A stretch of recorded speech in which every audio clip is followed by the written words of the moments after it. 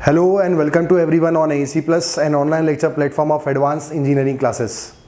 अभी हमने जो हमारा प्रीवियस लेक्चर था उसमें हम quantity serving in costing discuss कर रहे थे। क्वांटिटी सर्विंग इन कॉस्टिंग में हमने सबसे पहला जो हमारा चैप्टर नंबर 1 डिस्कस किया था वो था इंट्रोडक्शन टू एस्टिमेशन। हमने उसमें ये डिस्कस किया था कि एस्टिमेशन क्या होता है, एस्टिमेशन क्यों करते हैं, एस्टिमेटेड कॉस्ट क्या होती है, प्रोबेबल कॉस्ट क्या होती है, फाइनल कॉस्ट, एक्चुअल कॉस्ट क्या होती है। और हमने ये भी डिस्कस किया था कि जो एस्टिमेट होता है उसको हम ब्रॉडली कितने मैनर में डिवाइड करते हैं। हमने ये डिस्कस किया था कि एस्टिमेट दो पार्ट में करते हैं, stage 1 and stage 2। Stage 1 estimate is the preliminary estimate and stage 2 estimate is the detailed और आइटम रेट एस्टिमेट। अब हमारा जो आज का लेक्चर है, जो जिसमें आज हम हमारा next lecture second chapter start करने जा रहे हैं। सेकंड चैप्टर है हमारा units and accuracy. Units and accuracy जो चैप्टर है किस बारे में, हमें इसमें क्या पढ़ना है, तो मैं वही आपसे यहाँ पे अब डिस्कस करना स्टार्ट करता हूँ। जब भी कोई पर्टिकुलर कंस्ट्रक्शन प्रोजेक्ट है और उस पर्टिकुलर कंस्ट्रक्शन प्रोजेक्ट के अंदर हमें उसका मेजरमेंट करना है, उसकी अगर हमें कॉस्ट निकालनी है, उसका अगर हमें एस्टिमेट करना है, तो एस्टिमेट करने का मतलब क्या था, मैंने आपको बताया था कि वहां पर हमें यहाँ पर उस प्रोजेक्ट के स्टार्ट होने से पहले उसकी प्रोबेबल कॉस्ट या वह लागत निकालनी पड़ती है जो उसमें लगभग लगने वाली है। अनुमानित लागत हमें कैलकुलेट करनी पड़ती है। एंड एस्टिमेटेड कॉस्ट की इक्वेशन क्या बनेगी, हम कैसे निकाल पाएंगे, quantity of material and labours required to complete that project. उसमें कितना quantity of material and labour लग रहा है, and we have to multiply the quantity of an material and labour with their corresponding rates. In this manner इससे हमें क्या मिल जाएगा, एस्टिमेटेड कॉस्ट। अब quantity of an material and labour किसका रहेगा, quantity of an material and labour ये कहाँ पे लगने वाला है, ये कहीं ना कहीं उस कंस्ट्रक्शन प्रोजेक्ट के अंदर जितने भी अलग अलग वर्क आएंगे। एक कोई पर्टिकुलर प्रोजेक्ट है तो उस प्रोजेक्ट के अंदर बहुत सारे अलग अलग वर्क होंगे, और वो जो अलग अलग वर्क हैं उसी वर्क के अंदर हमें क्या जरूरत पड़ेगी, मटेरियल की और लेबर की, उन वर्क्स को कंप्लीट करने की। जब वो वर्क सारे वर्क्स कंप्लीट हो जाएंगे one by one stage after the other stage, तो हमारा वो जो प्रोजेक्ट है वो भी कंप्लीट हो जाएगा। यानी कि हर एक कंस्ट्रक्शन प्रोजेक्ट में जो भी अलग अलग टास्क होते हैं उन सबको हम बोलते हैं वर्क और द आइटम्स। जैसे वर्क और आइटम्स का हमारा एग्जाम्पल क्या हो जाएगा, जैसे सपोज मान लीजिए प्लास्टरिंग हो गया, या हम एग्जाम्पल ले लेते हैं पेंटिंग हो गया, या सपोज हम एग्जाम्पल ले लेते हैं आरसीसी वर्क हो गया, या कंस्ट्रक्शन प्रोजेक्ट के अंदर अर्थ वर्क आएगा, मिट्टी की खुदाई कार्य आएगा। तो ऐसे डिफरेंट अलग अलग जो एलिमेंट्स होते हैं जिनको कंप्लीट करने से वो कंस्ट्रक्शन प्रोजेक्ट कंप्लीट होगा, उन्हीं को हम वर्क और आइटम्स बोलेंगे। और इन्हीं वर्क और आइटम्स के अंदर हमें क्या लगेगा, इन्हीं वर्क को कंप्लीट करने के लिए हमें क्या चाहिए, मटेरियल और लेबर। और अगर हमें एस्टिमेट कॉस्ट निकालना है तो हमें quantity of material labour in works के अंदर कैलकुलेट करना पड़ेगा, मेजर करना पड़ेगा। तो वो जो अलग अलग वर्क हैं उन्हें हम किस यूनिट में मेजर करें, हमें पहले ये समझना पड़ेगा, ये सीखना पड़ेगा, तभी हम उनको मेजर कर पाएंगे। इन सभी वर्क को मेजर करने के लिए हमारे पास मेथड्स हैं, जिसको हम अगले आने वाले जो हमारा नेक्स्ट लेक्चर है, नेक्स्ट चैप्टर है, हम उसमें डिस्कस करेंगे। और हमारे चैप्टर का नाम है क्वांटिटी ऑफ मटेरियल। जो हमारे इस मेथड का नाम है वो है centre line method and long ball short wall method. मतलब इन वर्क्स का जो कैलकुलेशन है, मेजरमेंट है, कितना ये कार्य करना है, ये हम कैलकुलेट करेंगे दो मेथड के द्वारा, centre line method and long ball short wall method. हमारे चैप्टर का नाम होगा मेथड ऑफ बिल्डिंग एस्टिमेट। और फिर उसके बाद हम नेक्स्ट जो उसके बाद वाला चैप्टर है एनालिसिस ऑफ रेट, उसके अंदर जाकर जब हम सारे वर्क्स कैलकुलेट कर लिए, मेजर कर लिए, तो फिर उसमें मटेरियल एंड लेबर कितना लग रहा है वो हम हमारे नेक्स्ट जो उसके बाद वाला चैप्टर होगा एनालिसिस ऑफ रेट या रेट एनालिसिस, उसके अंदर कैलकुलेट करेंगे।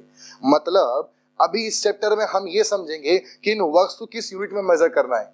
फिर नेक्स्ट चैप्टर में इन वर्क्स को मेजर करना सीखेंगे by the two method, centre line and long wall short wall method. And then फिर उस वर्क में कितना रिसोर्स लग रहा है, मटेरियल लेबर कितने लग रहे हैं, वो हम रेट एनालिसिस वाले चैप्टर में देखेंगे। तो अभी इस चैप्टर के अंदर हमें यह समझना है कि कितने कितने अलग अलग वर्क्स हैं, ये भी देखेंगे, और उनको किन किन यूनिट्स में हम मेजर कर सकते हैं। तो अब हम यहां से स्टार्ट करते हैं, किन किन यूनिट्स में वर्क को मेजर किया जाए। तो अभी हमें क्या समझ में है, वर्क और आइटम हम किसको बोलेंगे, एक कंस्ट्रक्शन प्रोजेक्ट को कंप्लीट करने के लिए जो भी उसके एलिमेंटल टास्क हैं, छोटे छोटे टास्क जिसके द्वारा जाकर वो पूरा कंस्ट्रक्शन प्रोजेक्ट कंप्लीट होगा, उनको हम बोलेंगे वर्क और आइटम्स।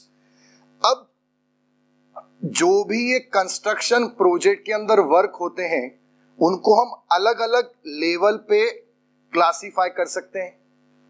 जैसे कि कुछ ऐसे वर्क होते हैं जिनमें 3 डायमेंशन जो है लेंथ, विड्थ एंड डेप्थ और हाइट, ये तीनों डायमेंशंस वेरी करेंगे और वो जो कार्य होगा वो बल्कि वर्क होगा, थोड़ा बड़ा कार्य होगा।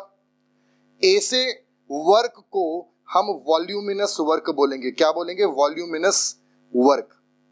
वहीं पर ऐसे भी कुछ वर्क होंगे कंस्ट्रक्शन प्रोजेक्ट के अंदर जिनमें एक dimension, any one dimension either width either depth is constant, वो वेरी नहीं करेगा। रिमेनिंग अदर 2 डायमेंशन जो हैं वो वेरी करेंगे। और ऐसे वर्क जो होंगे वो बल्कि नहीं होंगे, ऐसे जो वर्क होंगे वो सरफेस वर्क होंगे, सतह कार्य होंगे। तो ऐसे वर्क को हम यहां पर एरियल वर्क कंसीडर करेंगे, एरियल वर्क बोलेंगे। ऐसे भी वर्क होंगे जिसमें 2 डायमेंशन कांस्टेंट हो जाएंगे एंड आपका एक डायमेंशन जो होगा 1 डायमेंशन वहां पर आपका वेरी करेगा। ऐसे वर्क को हम लीनियर वर्क कहेंगे। कुछ ऐसे वर्क होंगे जिनमें लेंथ, विड्थ, हाइट, इन तीनों डायमेंशन को मेजर करने की जरूरत नहीं पड़ेगी। वहां पर लेंथ, विड्थ और डेप्थ के बजाय हम उस पर्टिकुलर मटेरियल में, उस पर्टिकुलर वर्क में जो भी मटेरियल सामग्री लगने वाली है उसका हम वेट मेजर करेंगे और ऐसे वर्क को हम ग्रेविमेट्रिक वर्क बोलेंगे। क्या बोलेंगे? Gravimetric work. तो यहां पर सबसे पहले मैंने आपको समझाया किसी भी कंस्ट्रक्शन प्रोजेक्ट के अंदर कितने कितने अलग अलग प्रकार के कार्य हैं। ऐसे भी वर्क हैं जिनको हम जिनमें तीनों डायमेंशन वेरी करेंगे, जिनमें 2 वेरी करेंगे, जिनमें 1 वेरी करेंगे और जिनमें डायमेंशन से मतलब नहीं है, वहां पर वेट से हमें मतलब होगा। अब किन किन यूनिट्स में मेजरमेंट करना है तो अब हम वही समझने जा रहे हैं, उसी को हम देखेंगे यहां पर। अब हम समझने चलते हैं कि कौन कौन सी अलग अलग यूनिट्स है जिसमें हम वर्क को, डिफरेंट अलग अलग वर्क को मेजर करते हैं। तो यहां पर जो यूनिट्स हैं वो अलग अलग जो वर्क हैं उनके लिए अलग अलग यूनिट्स ली गई है। जैसे अभी वर्क कौन कौन से जो भी हमने वर्क देखे, एक तो वॉल्यूमेट्रिक वर्क हो गया, एक हमने वर्क देखा एरियल वर्क हो गया, एक लीनियर वर्क हो गया, एक हमने देखा ग्रेविमेट्रिक वर्क हो गया। अगर हम बात करें वॉल्यूमेट्रिक वर्क, तो वॉल्यूमेट्रिक वर्क में जिसमें तीनों डायमेंशंस वेरी कर रहे हैं इसको हम क्यूबिक मीटर में मेजर करेंगे।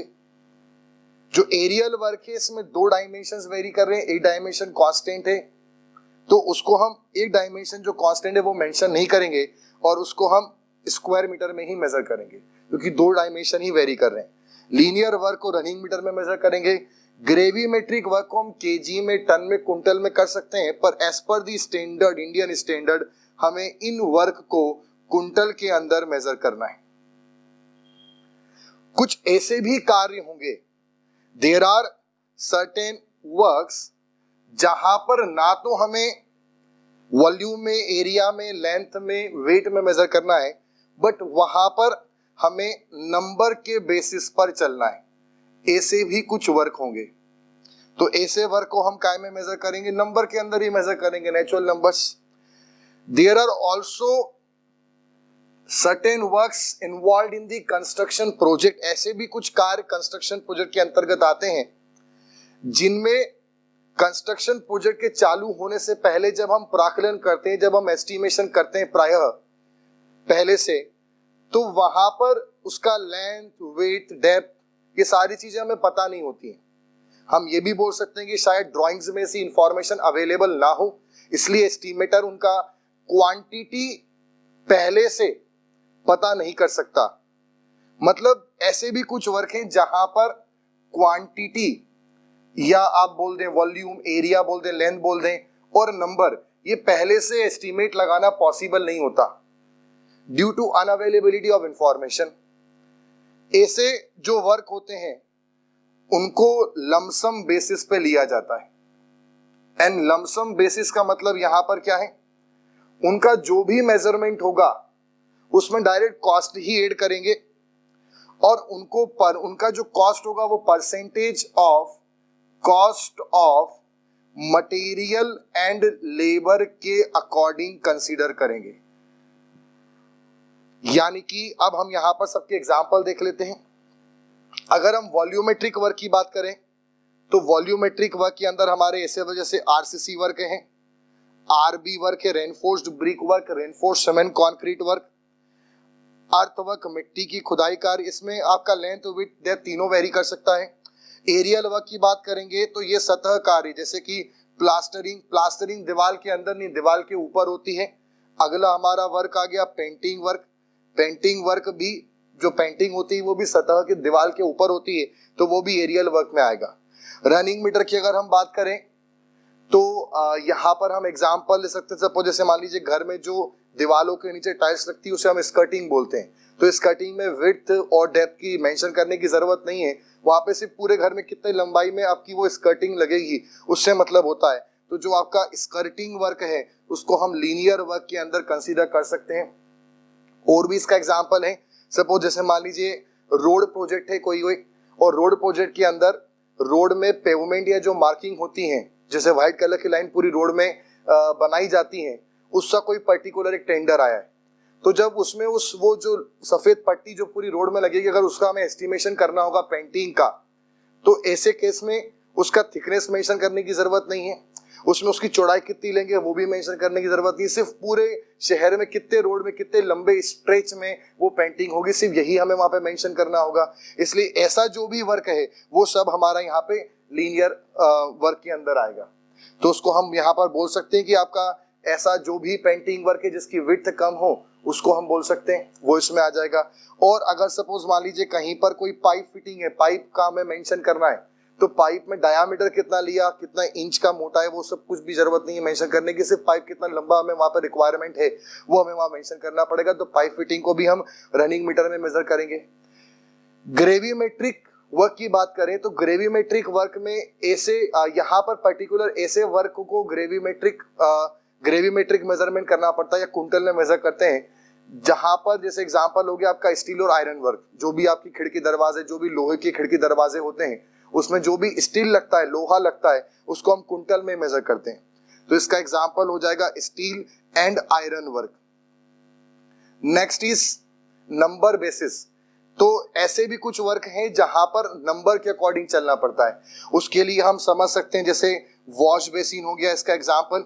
वॉश बेसिन को आप लेंथ विड्थ हाइट या वजन में कंसीडर नहीं करेंगे, कितने आपको ऐसी यूनिट्स लगानी है ओवरऑल उस पर्टिकुलर बिल्डिंग प्रोजेक्ट में वो यहाँ पे मेंशन करना पड़ेगा। और इसका सबसे बढ़िया एग्जांपल है ब्रिक्स। जो ब्रिक्स हमें लगने वाली है, ब्रिक्स का मेजरमेंट हम लेंथ विड्थ डेप्थ या वेट में नहीं कर सकते, और यहाँ पर उसका जो मेजरमेंट है वो हमें नंबर में करना पड़ेगा। अगला लमसम बेसिस में कौन से वर्क आते हैं या किनको लमसम बेसिस में लिया जाए, तो मैंने आपको जैसा कि बताया था कि ऐसे वर्क जिनका एस्टिमेशन करते दौरान इंफॉर्मेशन अवेलेबल नहीं और एग्जैक्ट डिटेल्ड में मेजरमेंट करना पॉसिबल नहीं है, उन्हीं वर्क को हम लमसम बेसिस पे लेंगे। इसका एग्जांपल हो जाएगा इलेक्ट्रिफिकेशन। जब घर बन रहा है या जब घर बना नहीं है, बनना स्टार्ट अभी हुआ है या नहीं हुआ, जब हम एस्टिमेशन कर रहे हैं और अगर सपोज हमें प्लम्बिंग वर्क, इलेक्ट्रिफिकेशन, घर में पंखे कितने लगने वाले हैं इसका एस्टिमेट लगाना है, उससे कॉस्ट कंसीडर करनी है, तो अभी घर ना बनना चालू हुआ है, अभी तो खाली हम एस्टिमेशन ही कर रहे हैं, तो अभी हमारे पास इंफॉर्मेशन अवेलेबल नहीं कि कहाँ पे कितने पंखे लगेंगे, ये सब बाद में सोचा जाएगा जब मकान या तो बन रहा होगा या बन गया होगा, तब उसके बाद में सोचेंगे उन सारी चीजों के बारे में। तो ऐसे सारे जो भी वर्क हैं उनके बारे में एग्जैक्ट एनालिसिस या एग्जैक्ट मेजरमेंट करना पॉसिबल नहीं होता शुरुआत में ड्यूरिंग द एस्टिमेशन, इसलिए उनको होलसेल लमसम बेसिस पे ही ले लेते हैं। किस तरह से लेते हैं, जितने भी ऐसे वर्क होते हैं जो लमसम बेसिस पे लेंगे, जैसे कि AC fitting, electrification, sanitation, plumbing, electric fans, ये जितना भी सारा आपको जो मैंने वर्क अभी बताया, इनके अलावा जो भी सारे वर्क होते हैं उन सब में कितना मटेरियल और लेबर लग रहा है वो सब कैलकुलेट कर लेंगे और उनकी कॉस्ट निकाल लेंगे, और फिर बाकी सारे वर्क में जितना मटेरियल लेबर लगा उसका कॉस्ट का कुछ परसेंटेज इन रिमेनिंग वर्क के लिए एज अ लमसम बेसिस पे ले लिया जाएगा, और उसको हम नाम देंगे, हेडिंग देंगे, हेड में लिखा जाएगा लमसम चार्जेस। तो यहां पर जो ऐसे वर्क के एग्जांपल हो जाएगा वो हो जाएगा आपका इलेक्ट्रिफिकेशन वर्क, नेक्स्ट जो दूसरा एग्जाम्पल हो जाएगा इसका वो हो जाएगा सैनिटेशन वर्क। नेक्स्ट जो इसका एग्जाम्पल हो जाएगा वो हो जाएगा प्लम्बिंग वर्क। तो ऐसे कई सारे इसके एग्जाम्पल्स यहाँ पर हैं। तो मैंने आपको अभी ओवरऑल डिस्कस ये करा कि किसी भी कंस्ट्रक्शन प्रोजेक्ट के अंदर कितने अलग अलग वर्क होते हैं और किन किन यूनिट्स में उसको मेजर किया जाए। एक बार और हम उसको समझ लेते हैं। जो भी कंस्ट्रक्शन प्रोजेक्ट है उसमें जो भी वर्क है, या तो वो कोई बल्कि वर्क होगा, उसको हम उसकी इंफॉर्मेशन भी अवेलेबल, उसकी तीनों डायमेंशन हमें पता है तो हम उसको 3 डायमेंशन के अंदर मेजर करेंगे। एक ऐसा है जो सरफेस वर्क है वो एरियल में आ जाएगा। जो एक ऐसा वर्क जिसमें एक डायमेंशन ही वेरी करेगा, 2 कांस्टेंट है, वो लीनियर वर्क होगा। ऐसा जिसमें लेंथ विड्थ हाइट की जरूरत नहीं, इंफॉर्मेशन अवेलेबल है और वेट से मतलब होता है वहां पे, तो वो हम ग्रेविमेट्रिक में कंसीडर करेंगे। ऐसे वर्क जिनमें लेंथ विड्थ हाइट वेट की मतलब नहीं पर वहां यूनिट से मतलब है, तो वहां पे हम नंबर बेसिस पे आ जाएंगे। और ऐसे वर्क जिनकी हमें इंफॉर्मेशन अवेलेबल नहीं टू दी पॉइंट, वहां पे एग्जैक्ट कैलकुलेशन या मेजरमेंट करना अभी पॉसिबल नहीं है during the time of estimation, तो उनको हम cost of material and labour जो भी लग रहा है उसके परसेंटेज पे हम उनको ले लेंगे, रिमेनिंग वर्क से cost of material and labour पर। वॉल्यूमेट्रिक वर्क को हम क्यूबिक मीटर में लेंगे, एरियल को स्क्वायर मीटर में, लीनियर को रनिंग मीटर में, ग्रेविमेट्रिक वर्क को क्विंटल में, नंबर बेसिस वालों को नंबर्स में, एंड जो भी आपके लमसम वाले वर्क हैं उनका as a lump sum charge consider कर लिया जाएगा on the percentage of cost and material and labour. जैसे कि इलेक्ट्रिफिकेशन है तो इलेक्ट्रिफिकेशन का जो हम लमसम चार्ज है वो टोटल 8% ले लेते हैं of all the total cost of material and labour which is occurring in the construction project. उस कंस्ट्रक्शन प्रोजेक्ट को कंप्लीट करने में जितना भी cost of material and labour आ रहा है बाकी सारे वर्क का, उसका 8% इलेक्ट्रिफिकेशन मान लेते हैं, उसी का 8% प्लम्बिंग मान लेते हैं, उसी का 8% सैनिटेशन मान लेते हैं और उसी का 4% इलेक्ट्रिक फैंस के लिए ले लेते हैं। एसी फिटिंग जो वर्क है वो भी आपका इसके अंदर आ जाएगा। तो ये सारे मैंने आपसे यहाँ पे एग्जाम्पल डिस्कस करे और अभी हमने ये यूनिट डिस्कस करी। ये जो भी मैंने आपसे यूनिट्स यहाँ पे डिस्कस करी है, this is mainly the units of measurement. हाँ, जो अलग अलग वर्क्स होते हैं उनका जब मापन किया जाता है, मेजरमेंट करते हैं, तो उसकी यूनिट्स मैंने अभी आपसे डिस्कस करी। कुछ ऐसे वर्क होते हैं जिनमें भुगतान जब हम करते हैं तो उसको जो यूनिट होती है, भुगतान करने का जो हमारा दर होता है, उसकी जो इकाई जो हम यूनिट लेंगे वो अलग होती है और उसको हम बोलते हैं यूनिट ऑफ पेमेंट। कुछ वर्क्स में ऐसे भी वर्क्स हैं जिनमें यूनिट्स ऑफ मेजरमेंट और पेमेंट एक ही है, पर कुछ वर्क ऐसे भी है जिनमें यूनिट ऑफ मेजरमेंट अलग है और यूनिट ऑफ पेमेंट अलग है। किन में क्या क्या यूनिट ऑफ मेजरमेंट है, किस में क्या यूनिट ऑफ पेमेंट है, वो मैं आपसे आगे डिस्कस करने वाला हूं। पर ओवरऑल अभी मैंने आपसे बताया कितनी कितनी यूनिट्स ऑफ मेजरमेंट है और उनके मैंने एग्जांपल आपसे डिस्कस करे। अब इसके बाद हम आगे डिस्कस करेंगे कि कौन कौन से वर्क है और उस वर्क में कौन सी यूनिट हमें लेना है। अभी मैंने आपको सिर्फ यूनिट्स बताई हैं, अलग अलग वर्क में कौन सी यूनिट लेनी है, उनमें यूनिट ऑफ पेमेंट क्या होगा वो भी मैं आपसे लेटर ऑन